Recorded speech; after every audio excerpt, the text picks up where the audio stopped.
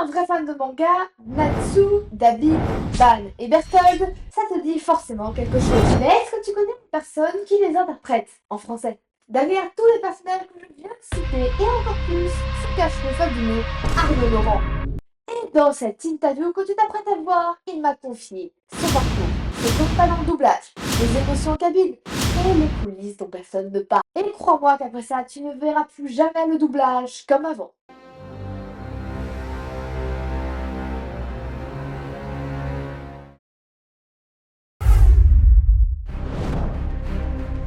Je m'appelle Arnaud Laurent, je suis comédien, je fais pas mal de doublages. Je suis connu pour être la voix française de Natsu dans Fairy Tail, ou de Ban dans les Seven Deadly Sins, ou de Berthold dans l'Attaque des Titans, de Dabi dans My Hero Academia, et puis beaucoup d'autres dans des séries aussi. Lady Schmidt dans Grey's Anatomy, Polo dans Elite, Jason dans la dernière saison de Stranger Things par exemple, et beaucoup d'autres.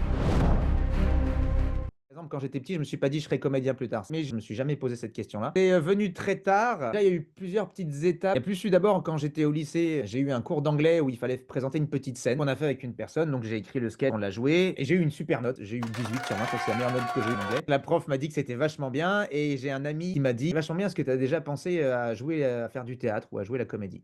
Et ensuite, à la fac, j'avais déjà commencé mes études de médecine et j'ai regardé un épisode, une série qui s'appelait Ali McBeal à l'époque. Et donc, il y a eu un épisode notamment où j'ai pleuré. Et à la fin de cet épisode, il y a eu une espèce de déclic. Moi aussi, je veux faire ça. Moi aussi, je veux transmettre des émotions. Donc, je suis allé voir ma mère et je lui ai dit, j'aimerais faire du doublage, être comédien. Donc, la première chose qu'elle m'a dit, c'est d'abord, tu vas tester, tu vas regarder. Puis à partir de là, bah, ça a été l'enchaînement. J'ai commencé à prendre des cours d'impro. Puis ensuite, à la fin du lycée, j'ai pris des cours de théâtre. Et puis là, le déclic vraiment de j'ai envie d'être comédien, ça a été cette série.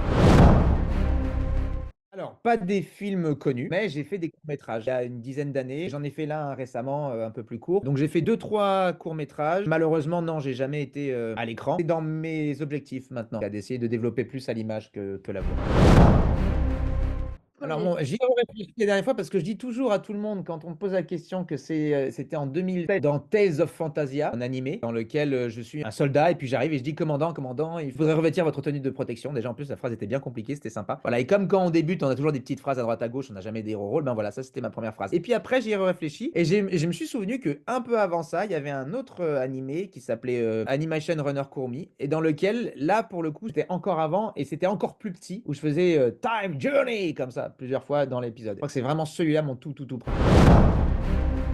Alors, j'ai suivi plusieurs formations. J'ai d'abord suivi une formation, j'étais encore à Toulouse, juste après mes années fac, qui s'appelait la Cave Poésie, théâtre très connu à Toulouse, qui à l'époque donnait des formations. Donc ça a été ma première petite formation, c'était du léger, c'est ce qu'on appelle formation semi-professionnelle, c'était 9 heures de cours par semaine, donc c'était pas énorme, mais ça j'ai fait un an de ça. Ensuite, l'année suivante, j'étais toujours à Toulouse, j'ai fait une formation qui s'appelait la Tekeli Company. Pareil, à peu près semi-professionnel, un peu plus d'heures de cours par semaine, on va dire 15 heures à peu près. Ensuite, à la fin de cette année-là, c'est là où j'ai pris la décision, où je me suis dit, ça sert à rien que je reste ici, je tourne en rond, donc je sais que je veux faire du doublage. Entre-temps, j'avais parlé à un comédien de doublage qui s'appelait Éric Legrand, la voix de Vegeta. Les manga fans interrompent cette interview pour vous dire que malheureusement, Éric Legrand est mort le 22 mai 2025. Et du coup, pour ceux qui n'auraient pas compris, Arnaud Laurent il était très attaché. Donc voilà, c'est un petit message pour vous informer, pour que vous compreniez mieux actuellement pourquoi Arnaud a été aussi touché par cette mort. Voilà. Je vous laisse reprendre l'interview, c'était juste pour faire un petit point là-dessus. J'avais parlé avec lui par mail et j'avais demandé, j'avais dit voilà, j'ai envie de faire du doublage, je voudrais faire ci, ça, et il m'avait expliqué comment le faire. Il m'avait dit que ce serait long, que ce serait difficile, mais voilà, il m'avait donné les clés. Et notamment, une des clés était de monter à Paris. Cette décision, c'était l'été 2006. J'ai pris, je suis monté à Paris. Durant ma première année à Paris, j'ai surtout essayé d'aller assister pour démarcher pour le doublage. Et puis après, je me suis rendu compte, je pensais déjà savoir tout ce qu'il fallait savoir sur la comédie, mais je me suis rendu compte que qu'il fallait quand même que je continue à prendre des cours. J'ai recommencé une nouvelle formation. Et donc là, cette fois-ci, c'était parmi mes dernières, mais elle a duré 3 ans. C'était ma formation au conservatoire du 9e arrondissement. Voilà, donc j'ai fait 3 ans d'art dramatique et puis après j'ai fait une dernière année un peu plus comédie musicale où donc je faisais art dramatique, chant, danse et tout ça. Avant de me lancer dans la comédie, j'avais un peu négocié avec mes parents, mais ils voulaient quand même que j'ai un bagage universitaire, donc j'étais jusqu'à bac+3, donc j'ai fait une licence de biologie cellulaire et physiologie. Et j'avoue que si ça n'avait pas marché, j'aimais beaucoup la matière d'immunologie, immuno. Donc tout ce qui est l'étude des virus, des bactéries, tout ça, trouver des remèdes. Et donc je pense que si ça n'avait pas marché en comédie, j'aurais sûrement approfondi mes études là-dedans parce que c'est quelque chose que je trouvais absolument passionnant. Et ceci est un message très important pour vous, les manga fans qui souhaiteraient devenir youtubeurs ou quoi. Surtout, ne lâchez pas vos études parce qu'avoir un matelas de secours sur lequel vous pouvez atterrir si un jour ça ne marche plus pour X ou Y raison, pour n'importe quoi, mais un drama qui vous tombe dessus ou quoi que ce soit, vous devez être en capacité de retravailler après. Après, n'oubliez jamais que votre image publique restera sur Internet, quoi qu'il vous fassiez, même si vous supprimez les vidéos. On ne sait jamais ce que les gens en font quand ils les regardent. Alors voilà, faites très attention à vous. Et si vous voulez devenir youtubeur et que vous voulez en faire un projet professionnel, je vous le dis, faites quand même des études à côté.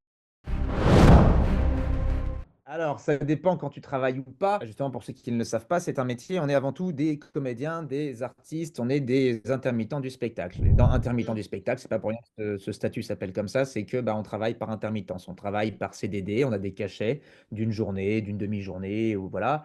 Et parfois, eh ben, on nous appelle et on travaille, et parfois, on nous appelle pas et on travaille pas. Donc, la vie d'un comédien de doublage, c'est un peu, tu es tout le temps un peu en vacances et tout le temps pas en vacances, en fait.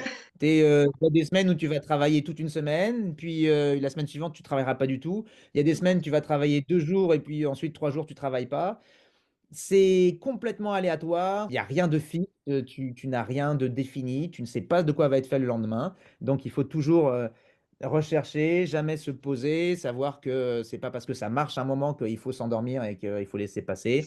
Ça peut du jour au lendemain tout s'arrêter. Mm. En fait, on est les comédiens, on est dépendant des autres, dans le sens où au départ, on va aller démarcher parce qu'il faut qu'on nous connaisse, donc on va aller se vendre. Mais une fois qu'on s'est quand même pas mal vendu, qu'on commence à être un peu dans le réseau, on décide plus rien. Et c'est les gens qui nous appellent quand ils ont besoin de nous. Donc Mm. parfois, ben, les gens ont besoin de nous et on nous appelle pas. Donc dans ces moments-là, ben, on fait autre chose, on se concentre sur d'autres activités. Peu, dans le sens où, effectivement, la traduction a été faite avant, c'est ce qu'on appelle l'adaptation, qui a été créée par un adaptateur ou un auteur, c'est lui qui a créé la bande rythmo. Pour ceux qui ne connaissent pas, c'est cette bande qui défile en dessous de l'image avec une barre rouge. Et quand le texte arrive au niveau de la barre, il faut la lire. Et s'il a bien été écrit par l'auteur, eh ben, normalement, le texte est en place avec le mouvement des lèvres. Ce texte Mm. a été écrit avant. Il est travaillé, il a été réfléchi, voilà, normalement, il est prêt. Maintenant, il y a des bons auteurs et il y a des mauvais auteurs, comme il y a des bons comédiens et des mauvais comédiens. Voilà. Donc parfois, on tombe sur des auteurs, ben, ça peut arriver, qui sont moins bons ou peut-être débutants. Et dans ces cas-là, si les phrases vont vraiment pas, on va les changer, on va les modifier. On peut être arrivé à amener à retravailler un texte, le réécrire, toujours avec l'accord du directeur artistique, qui est celui qui nous dirige, celui qui dirige le doublage. C'est lui qui va dire oui, là tu peux modifier. Là non, en fait, si tu le joues différemment, je pense que tu peux l'avoir avec le texte tel qu'il est. Donc Mm. parfois, toi, tu vas enregistrer, tu vas proposer un truc parce que tu sentais que c'était mieux au niveau pour le jeu. Là, le DA va dire, bah, t'as changé ça. Soit il va dire, ah ouais, c'est bien, j'accepte la proposition. Soit il dira, non, je pense que tu peux te débrouiller sans cette petite béquille, cheville. Tu peux te débrouiller pour l'avoir mieux avec le texte Mm. tel qu'il est.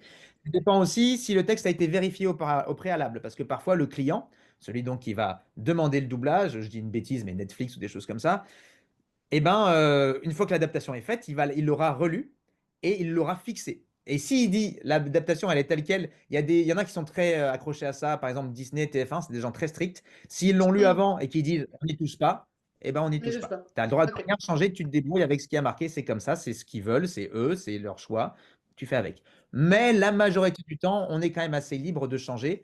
Mais le but est quand même de respecter au maximum l'auteur. On ne devrait même pas avoir à se dire on va modifier le texte. Normalement, on a juste à jouer et à lire. Mm. Mais bon, ce n'est pas toujours la possibilité, pas toujours possible. Alors, c'est une bonne question. En général, et encore une fois, il y a des particularités. Un film, par exemple, au cinéma, c'est-à-dire un gros film avec un gros budget, en général, il faut compter environ 5 jours de travail pour enregistrer tous les rôles, pour que tout soit enregistré. Sachant que ça, c'est pour un film d'1 h 30, 2 heures. Si le film va durer 3 heures, parfois, on aura peut-être une journée de plus ou 2 journées de plus. Ça peut être plus long. Mm. Pour les séries, la règle veut, mais encore là aussi, c'est variable. Globalement, souvent, on enregistre 3 épisodes de 40 minutes, 45 minutes en une semaine. C'est 5-6 jours, pareil, pour enregistrer tous les rôles sur 3 épisodes. Mm. Voilà. C'était à peu près, c'est les codes. Maintenant, parfois, des clients vont donner plus de temps, certains donneront moins de temps, donc c'est tout, ça peut varier aussi. Alors, oui, j'ai déjà pleuré. Alors, j'ai pas pleuré pendant que je jouais, parce qu'à partir du moment où on commence à jouer, oui, on va pleurer. Mais on va pas pleurer malgré nous. On va pleurer parce qu'on aura décidé de pleurer, parce qu'on jouera la comédie. Maintenant, en studio, en regardant une scène avant de jouer, ça m'est pas arrivé souvent. Mais ça m'est arrivé une fois de pleurer. Et donc là, bah, j'ai pleuré pendant la scène. Alors il se trouve que c'était une scène où je doublais un comédien que j'adorais. Il se trouve que je suivais la série à côté, dans Les Agents du Shield, parce que j'avais beaucoup aimé la série. Et donc je la regardais en général quand elle sortait aux États-Unis, donc avant que ce soit doublé. Mais là, c'était des épisodes que j'avais pas encore vus. Mais j'avais suivi toute l'histoire avant. Et cette scène était tellement émouvante et ça m'a tellement touché. Et l'acteur que je double est tellement incroyable que ben, j'étais spectateur en regardant la scène et j'ai chialé. Et donc bah, c'était pas mal. J'ai pu m'en servir parce qu'il se trouve que c'était une scène où l'acteur pleurait aussi. Donc j'ai pu m'en servir très vite, 2 secondes après. Non, mais j'ai essayé de Ouais. pas trop le montrer. Mais ça m'est arrivé une fois déjà de pleurer et c'était marrant, quoi. Enfin, c'était marrant. C'était- Voilà, ça arrive, ça peut arriver. C'est compliqué parce qu'en fait, chaque nouveau rôle est notre nouveau préféré quasiment parce qu'à chaque fois on redécouvre des choses. On trouve toujours de quoi s'amuser dans un rôle. Alors il y a des rôles parfois un peu moins intéressants. Par exemple, si tu doubles un petit rôle dans un téléfilm de Noël de TF1, M6, ce genre de choses, le rôle sera sûrement un peu moins intéressant que dans une grosse série où là, c'est une grosse machine avec des acteurs très profonds et avec des scènes avec des grosses intensités et des grosses émotions. Mais il y a toujours de quoi s'amuser, c'est toujours chouette à faire. Maintenant, dans mes préférés, si je devais en citer quelques-uns, je pourrais pas en citer un. Je citerai Natsu, parce que Natsu, c'est avec un des cas avec lesquels je me suis le plus éclaté, évidemment. Je m'amuse beaucoup, j'adore ce personnage, c'est le type de personnage de shonen que j'adore.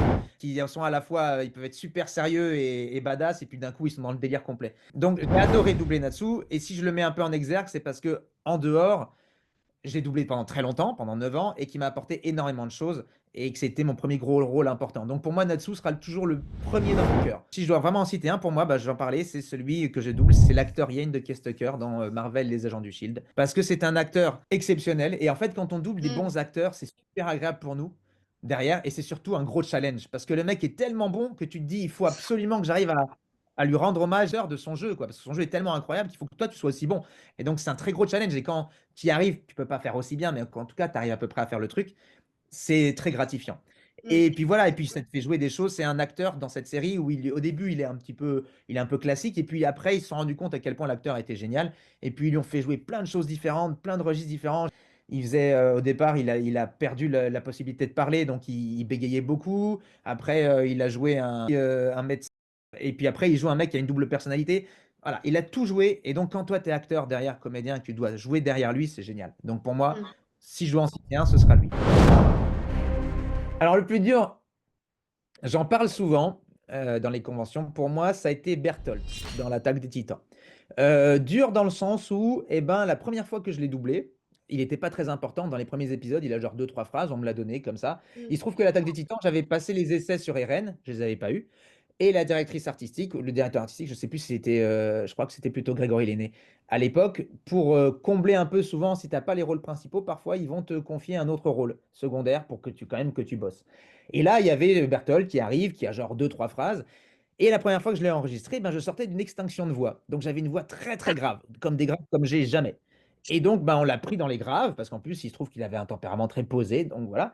Et le Mm. souci, c'est qu'après il est revenu avec plus d'importance, et que moi j'avais plus ces graves-là. Donc il fallait que je retrouve mes graves. Donc eh ben, j'ai dû vachement trafiquer quand je le doublais, et un truc comme ça, parler un truc un peu comme ça. Et le souci, c'est que dès que tu vas te mettre vachement dans tes graves, eh ben, tu te limites ta possibilité de jeu. Parce que ce qui est bien dans le jeu, Ouais. quand tu vas jouer de la comédie, tu peux aller dans les aigus, dans les graves, pour mettre des variations dans la vie comme dans la vie de tous les jours. Des fois, tu Oui. pars dans les aigus, tu sais pas pourquoi, et puis après, tu vas dans les graves. Et bien là, en fait, je me suis retrouvé limité à être toujours un peu dans les graves. Et donc, j'ai fait ce que j'ai pu, et a priori, il y a plein de fans qui ont beaucoup aimé, donc c'est tant mieux, ça a marché. Mais Mm. moi, dans le jeu, effectivement, c'était plus difficile parce qu'il fallait que je retrouve la voix, et puis j'étais plus limité dans ma création, quoi. Et donc, mais voilà, c'était quand même cool, et je me suis quand même beaucoup amusé, quoi qu'il arrive. Ah, il y en a beaucoup. Je cite souvent Jim Carrey. Jim Carrey, tout le monde, tous les jeunes ne savent pas peut-être qui c'est, mais vous avez dû en entendre un peu parler dans les années 90. C'est un acteur absolument exceptionnel qui sait en fait être juste dans l'exagération. Splendide! Et bonjour la classe. Maintenant, on va s'éclater. Pourquoi? Parce que j'ai une jeunesse de retard.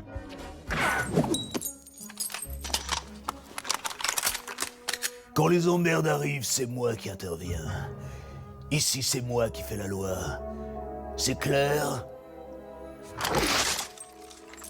Alors, faites pas chier.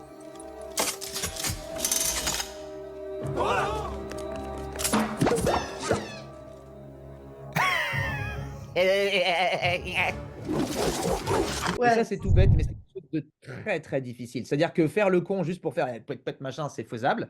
Mais Mm, être juste, c'est-à-dire le faire de façon ressentie pour que ça marche et qu'en plus, il y ait quelque chose derrière et que ce soit justifié, c'est très mm, dur. Tout le monde ne sait pas le faire et lui, il sait le faire. Et c'est ça que j'ai beaucoup aimé et c'est de ça dont je m'inspire beaucoup dans ma façon de jouer d'ailleurs. Je me suis très inspiré. Et son comédien, mm. celui qui est le comédien de doublage, celui qui le double, Emmanuel Curtil, a été aussi exceptionnel. Pour moi, c'est un Ouais. des meilleurs comédiens de doublage. En fait, l'association Jim Carrey et Emmanuel Curtil est un des de mes moteurs. C'est une des raisons pour lesquelles je suis dans ce métier aujourd'hui. Font partie de ceux qui m'ont donné envie de faire ce métier. Mm, Donc, Jim Carrey, même si Emmanuel Curtil l'a fait excellemment bien, j'avoue, ça aurait été complètement mon kiff et mon truc de le doubler parce que c'est dans ma mm, façon d'être et c'est en moi, quoi. Sinon, qu'est-ce qu'il y a dans les animés? J'ai dit souvent Shikamaru dans Naruto. J'adorais Shikamaru et je pense que j'aurais pu faire un truc pas mal. Je pense que ça aurait pu être. Ça serait ouais. sorti de ce que je fais habituellement, mais je pense que ça aurait pu être cool. Et donc Shikamaru, je sais pas du tout qui c'est, donc je sais pas ce qu'il a fait. Et j'ai pas envie Mm, de savoir parce que. Alors moi, je les ai regardés en VO, les Naruto, et j'aimais bien en VO, et j'avoue que je ne regarde mm. pas trop en VF. Et donc voilà, donc j'aime bien m'imaginer avec ma voix dessus. Sinon, Ichigo dans Bleach, ça m'aurait fait kiffer. Je pense que ça aurait pu être cool aussi. Voilà. Et dans High Shield 21 aussi, je crois qu'il s'appelait Iruma ou quelque chose comme ça. C'est le capitaine de l'équipe qui a un côté. Il ressemble un peu à Ban en fait au final. C'est un peu un équivalent de Ban complètement délirant, mais dans le diabolique. Mm, Et j'avoue, ça m'aurait fait triper aussi. Alors, moi, ce que j'aime bien dire, c'est que c'est à la fois un monde fermé et ouvert. C'est-à-dire qu'il va être ouvert dans le sens où, à partir du moment où on est comédien, en fait, pour entrer dans le monde du doublage, il faut aller démarcher les directeurs artistiques. J'en parlais tout à l'heure. Les directeurs artistiques sont ceux qui dirigent les doublages, c'est ceux qui vont attribuer les rôles. C'est même eux qui, pour un rôle principal, vont proposer ton nom au client. Et le client, ensuite, après, avec les essais, vont choisir. Donc, c'est eux qui sont à la base du travail, c'est eux qu'il faut aller démarcher. Pour les démarcher, il faut aller en studio, il faut les rencontrer, il faut demander, voilà, est-ce que je suis comédien? Très important, il faut être comédien professionnel. Enfin, en tout cas, il faut être comédien, il faut savoir jouer la comédie quand on commence à mm, démarcher parce que c'est la base de tout. Et même eux, ils vont te le demander, ils vont demander est-ce que tu es comédien? Si tu es comédien, bah, ça ne m'intéresse pas parce que moi, je veux des vrais comédiens. Donc, en gros, en tout cas, savoir, avoir commencé à prendre des cours, être sûr que ce que tu veux être, c'est comédien. mm, Une fois que tu as ça, donc, tu vas démarcher et tu leur demandes, voilà, est-ce que je peux éventuellement assister? C'est-à-dire assister, c'est s'il te dit oui, tu vas rester dans un coin du studio, tu dis rien pendant 4 heures, tu regardes les autres travailler et comme ça, tu peux apprendre à la fois un peu la technique sur le tard en regardant les autres travailler et en même temps, eh ben, tu montres au directeur artistique que tu es motivé, tu lui montres que tu as envie de travailler et donc à force d'aller les voir, d'aller les rencontrer, d'y aller une, deux, trois fois par semaine, soit les mêmes DA, soit en voir d'autres, d'aller dans plein de studios différents, et ben en fait, tu démarches, tu donnes des mm, CV, tu montres que tu es là, tu montres que tu es motivé. Et à un moment, peut-être que, ben, au bout d'un certain temps, il y en a un DA qui va te dire, tiens, soit c'est pendant un enregistrement, à la fin d'un enregistrement, il va dire, on a un petit peu de temps là, on a un quart d'heure avant que ce soit fini, est-ce que tu veux faire un essai? Et donc toi, tu dis, bah, si tu te sens fort, oui, ok. Et donc, en gros, ben, il va te mettre sur un des rôles qui a déjà été enregistré, et puis il va te faire mm, passer au micro, et puis tu vas enregistrer en conditions professionnelles, et lui, il va te diriger, il va voir comment tu travailles. Si ça lui plaît, ben peut-être qu'après, plus tard, il t'appellera sur des trucs autres, mm, professionnellement. Donc, on appelle d'abord des ambiances. Les ambiances, c'est-à-dire tous les petits rôles, le garçon de café, la personne qui passe dans le fond, des gens, voilà, tous ces petits rôles, ce par quoi tout le monde mm, commence, ça s'appelle des ambiances. Donc, le directeur artistique va peut-être t'appeler pour des ambiances. Si ça lui plaît quand tu as ta façon de travailler pendant les ambiances, peut-être qu'il t'appellera pour un petit peu plus après, et un peu ouais. plus, et un peu plus. Et à force, Et plus il te finalement, venu au connaîtra, rôle principal. voilà, il pourra te proposer sur des rôles principaux. Pas tout de suite, hein. En général, c'est au bout d'un Oui. certain temps. Si Mm, vraiment il a un coup de cœur et il dit, tiens, j'ai pile le comédien qui correspond à ta voix, je vais te faire passer des essais dessus parce qu'à mon avis, ça peut le faire. Et des fois, ça marche. C'est pour ça que tu as des acteurs, comédiens de doublage qui réussissent plus vite que d'autres parce que ils auront eu la chance sur le moment qu'on leur propose la bonne chose et puis ça a fait boule de neige et voilà. En ce qui me mm, concerne, moi, ça a mis des années. J'ai été démarché régulièrement. J'ai démarché plein de directeurs artistiques. Donc, en fait, pour travailler dans le doublage, il faut démarcher des directeurs artistiques et il faut en démarcher beaucoup. Parce que mm, pour travailler régulièrement, pour vivre du doublage, il faut qu'il y en ait au moins une trentaine qui te connaissent et qui t'emploient régulièrement, mm. minimum. Parce que un directeur artistique, il te fera bosser une fois tous les 2, 3 mois. Donc, Ouais, c'est pas évident. Un cachet tous les 2, 3 mois, tu peux pas vivre avec ça. ouais, Donc, c'est sûr. si tu travailles régulièrement, et c'est pour ça qu'on est sur plein de rôles, parce qu'on est obligé de travailler beaucoup. Et donc voilà, donc c'est ça, au fur et à mesure du temps, démarcher les directeurs artistiques et se vendre, montrer qu'on est là. Et parfois, on te donne ta chance. Parfois, tu as des portes qui se ferment devant toi. Et ben, il faut se remotiver, y retourner. Et donc, quand je dis que c'est ouvert, c'est-à-dire que même si depuis le Covid, c'est un peu plus difficile d'assister, surtout dans certaines boîtes de doublage, globalement, c'est faisable. Et c'est assez ouvert dans le sens où c'est facile de rencontrer les directeurs artistiques et de leur demander si tu peux assister. Par contre, réussir ensuite à travailler et à travailler régulièrement, ça, c'est C'est plus difficile. compliqué. Et ça peut et c'est long. Mm. Et c'est de la motivation, de la patience, du courage, plein de choses. Et ça se fait pas du jour au lendemain. Moi, je pense que c'est Natsu. Je vais pas me. Alors, en fait, il y a deux personnages. Je m'identifie pas forcément, qui sont en tout cas faciles pour moi. Dans le sens facile, c'est-à-dire que j'ai pas à réfléchir, à me dire il faut que je compose, il faut que je fasse ça, il faut que je mette ma voix de telle manière, il faut que je change ma façon d'être. Non. Natsu, je double, enfin, je veux dire, je le regarde, je me lance dedans, je double et ça marche. J'ai rien à faire, j'ai juste à mettre l'intention et à jouer la comédie et c'est bon.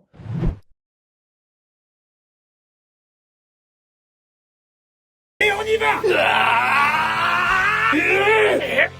Ouais!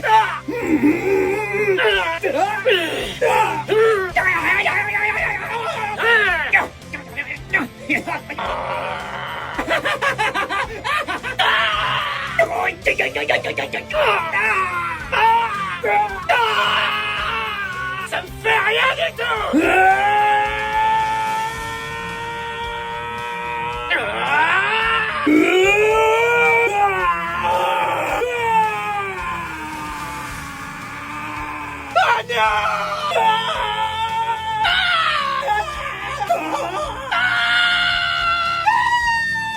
Attendez! Point d'acier du dragon de fer! Hurlement du dragon de fer! Point destructeur! Point destructeur! Du roi dragon de fer! Du roi dragon de fer! Lame flamboyante du lotus pour! Corde du dragon de fer! Purgatoire du roi dragon de fer! Cuisson bouillant! J'ai perdu une glotte, j'en peux plus. Moi je dis si la série elle dure encore 10 ans, on est mal barré. On est hein. mal. Tu pourras plus venir là. On est mal, on est très très mal. Donc, il est assez proche de moi. Déjà, il est dynamique. Il est un peu débile, j'aime bien. Enfin, voilà, tout ça, tous ces trucs-là, moi, et comme je l'ai dit encore, c'est mon type de personnage préféré. Donc Natsu, il fait partie de ceux dans lesquels alors, m'identifier, non, pas complètement, mais en tout cas, facile pour moi d'accès. Et il y en a un autre mais cette fois-ci, c'est pas dans les animés, c'est dans les séries. Et un autre qui est très facile pour moi, c'est Levi Schmidt dans Grey's Anatomy, où là, c'est pareil, c'est un comédien où je n'ai pas d'effort à faire, où l'alchimie se fait directement. C'est-à-dire, je vais jouer la comédie et ça marche et j'ai pas besoin de faire d'efforts et c'est cool. Voilà. Même si j'adore doubler tous les psychopathes que j'ai doublés, j'en ai doublé beaucoup, et les serial killers et autres, j'avoue que je m'identifie quand même beaucoup moins à un serial killer. Voilà, pour être un peu général. Après, sinon, j'ai pas de personnage vraiment précis en tête. Je limiterai même pas avec la voix. Je dis l'émotion la plus difficile à faire. Pour moi, c'est la tristesse intense, c'est les pleurs, c'est les choses comme ça. Pour moi, c'est ce qui est le plus difficile d'accès. Ça demande de vraiment libérer quelque chose. Ça demande de s'ouvrir en fait. Et très souvent, les acteurs plus que les actrices ont du mal à atteindre cette sensibilité-là parce que ça leur demande de faire appel, voilà, de montrer une faiblesse, une faille qu'ils n'ont pas forcément qu'en tant qu'homme. Des fois, tu n'as pas envie de montrer ou que inconsciemment, tu as du mal à montrer. Donc pour moi, c'est ça le plus difficile. Après, j'y arrive, mais ça va me demander plus de temps que de partir sur une autre émotion. C'est Natsu, évidemment. Natsu, mais maintenant, ça se bat pas mal. J'ai un top 4. Enfin, surtout, en fait, non, c'est beaucoup Natsu et Dabi maintenant. Ban en troisième position. Et puis Inumaki, Toge est pas mal demandé aussi. Ça va être simple à doubler, ça, je pense. Bah oui et non, parce que justement, en VO, ils ont essayé de. Enfin, en VO, c'est assez plat sa façon de jouer. Nous, on a toujours essayé de lui faire dire un truc, c'est-à-dire que même s'il avait marqué saumon, on essayait de trouver un sens. Et donc, va dire saumon en disant bonjour, c'est pas si simple que ça. Donc, il m'est arrivé de faire 3 ou 4 prises sur un saumon ou sur un thon maillot. D'ordre général, moi, je suis un mauvais camarade, je suis plus VO. Je regarde beaucoup en VO. Je vais regarder en VF si, par exemple, j'ai des potes et que j'ai envie de voir un peu ce que ça donne. Ou alors si c'est des films que j'ai vus quand j'étais petit et que j'ai toujours vu en VF et que je ne peux pas voir en VO. Mais globalement, si c'est un truc que je vais découvrir, surtout si ce sont des acteurs, ce qu'on appelle live, c'est-à-dire qui ont joué avant, c'est-à-dire voilà, une série avec des vrais acteurs, Là, je vais plus privilégier la VO parce que je trouve ça plus authentique et que comme moi, ça ne me dérange pas de lire les sous-titres et les choses comme ça, j'avoue que je préfère voir le jeu originel de l'acteur. Ça dépend, c'est les clients. C'est les clients qui vont décider. C'est ben, par exemple Crunchyroll qui va distribuer. Il va voir en fonction de ce qu'il pense que va être la réussite de l'animé, de la portée. Si c'est un animé qui se dit qu'il va pas avoir beaucoup de portée, que ça va être un peu une niche, eh ben, il va dire c'est pas nécessaire de mettre de l'argent pour faire des sous-titres, alors que les personnes peuvent les voir très bien en VO ou machin. En fait, Mm. tout est une question d'argent. C'est toujours bête, il y a l'artistique, mais malheureusement, l'argent va toujours primer. Et l'argent, ben, c'est en gros, c'est les promesses. C'est est-ce qu'il y a de l'acheteur, est-ce qu'il y a de la demande. S'il y a de la Mm. demande, si les gens voient enfin, si le client voit qu'il va y avoir de la demande, il va se dire, OK, je vais faire une VF, ça vaut le coup de dépenser de l'argent pour faire une VF ou de même faire des sous-titres, parce que ça coûte de l'argent même de faire rien que des sous-titres. Mm. S'il sent que ça va être un truc qui va être regardé par très peu de gens, il est possible qu'ils se disent, bon, bah, ça sert à rien de dépenser de l'argent pour ça, je vais en mettre plus sur autre chose, et donc on va laisser comme ça. Et aussi, il y a des fois, il y a des questions de droit qui jouent beaucoup, c'est-à-dire que les Japonais qui vendent le programme à Crunchyroll ou autre, peut-être qu'il va y avoir un truc dans les droits. Il y a beaucoup Mm. de choses qui entrent en jeu en haut de la filiale artistique, on va dire. Je crois, je crois que tous les comédiens que je voulais rencontrer ou dont j'étais fan, globalement, je les ai au moins croisés une fois. Sauf ceux qui malheureusement sont décédés avant que j'ai eu la chance de les rencontrer, parce qu'il y en a beaucoup dont j'étais très fan, qui étaient dans les années 80, 90 et qui sont décédés avant que moi j'arrive dans le doublage. Mais sinon, j'y réfléchissais l'autre jour, je me demandais est-ce qu'il y a des gens auxquels je serais encore surpris de les croiser et je serais en fanboy. Et je pense que globalement, je les ai tous au moins croisés une fois, je pense. Ok. Mais peut-être que j'en oublie. Que j'en ai plein, des mentors dans le doublage. Il y en a plein qui m'ont aidé à des moments différents et qui ont tous amené des petits trucs qui ont fait, qui m'ont poussé un petit peu et qui ont fait confiance. Il y a eu le premier qui m'a donné le déclic, c'était Pierre Tessier. Ensuite, dans les années 2000, quand j'ai commencé à faire du doublage, quand j'ai voulu faire du doublage, il y a Eric Legrand qui a été un très bon, qui m'a donné beaucoup de conseils, qui m'a beaucoup aidé. Quand je suis arrivé à Paris, il y a aussi Gérard Surug, la voix de Bugs Bunny, qui m'a beaucoup soutenu et qui a même fait la voix de mon premier one-man show. Il y a eu aussi Thierry Vermut, qui a été un de ceux qui m'a fait confiance parmi le plus tôt. C'est le premier à m'avoir donné un petit rôle sur une série live. C'était sur Scrubs à l'époque. Donc Thierry Vermut fait aussi partie des gens qui m'ont énormément aidé. Et c'est aussi lui qui m'a mis ensuite sur Grey's Anatomy, donc qui m'a beaucoup apporté tout au long de ma carrière, qui j'espère n'est pas encore terminée d'ailleurs. C'était la voix de Dawson pour la série Dawson, c'est la voix de Tintin dans les années 90. Et bon, bah donc tu vois sa voix, celle des années 80, Tintin de l'époque, là, voilà, c'est lui qui les doublé, c'est lui qui doublait Tintin. Mm. Donc moi, j'étais très fan aussi, puisque pareil, je l'ai regardé quand j'étais petit. Et un dernier, après, il y en a eu d'autres qui m'ont beaucoup aidé, mais dernier que je vais citer, c'est Hervé Bellon. Hervé Bellon, c'est la voix bah, de Sam Neill dans Jurassic Park, par exemple. Les premiers Jurassic Park, c'est la voix du héros. Et puis, il a fait énormément de doublage aussi dans les années 90. Et lui, il m'a confié, enfin, il m'a fait passer les essais sur le rôle dont je parlais tout à l'heure de Yale de Kestaker dans Marvel et les Agents du Shield. Et je l'ai eu, et c'est grâce à lui que j'ai eu ce rôle. Donc, c'est un des premiers aussi à m'avoir fait confiance sur un gros rôle. Donc voilà, et puis après, il y en a plein d'autres qui m'ont beaucoup inspiré et qui m'ont aidé. Mais j'ai beaucoup de mentors dans le milieu, ouais.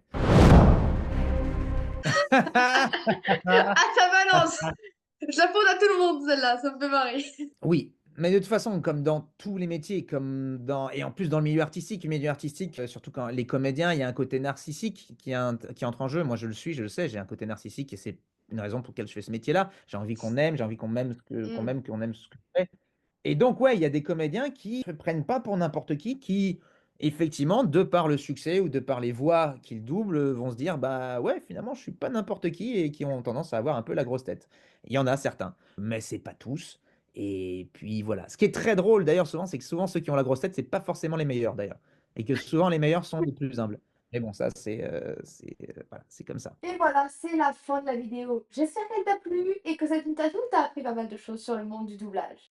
En attendant, dans un mois, tu auras une nouvelle interview avec un nouveau comédien. Natsu a un petit mot pour vous. Salut à tous, c'est Natsu. N'hésitez pas à liker la vidéo et à suivre la chaîne de Néo Manga. Je m'enflamme! Donc moi je te retrouve la semaine prochaine dans une nouvelle interview. Et ne t'inquiète pas, les vidéos, explications des concepts philosophiques et géopolitiques reviennent en janvier sur Néo Manga. En attendant, régale-toi, re-regarde cette interview ou même montre-la à tes proches si tu souhaites devenir comédien afin qu'ils comprennent réellement les enjeux de ce métier. Et ne t'inquiète pas, tu reverras Arnaud Laurent dans la vidéo IA qui est en train de se préparer. Sur ce, moi c'était Néo Manga. Je suis out!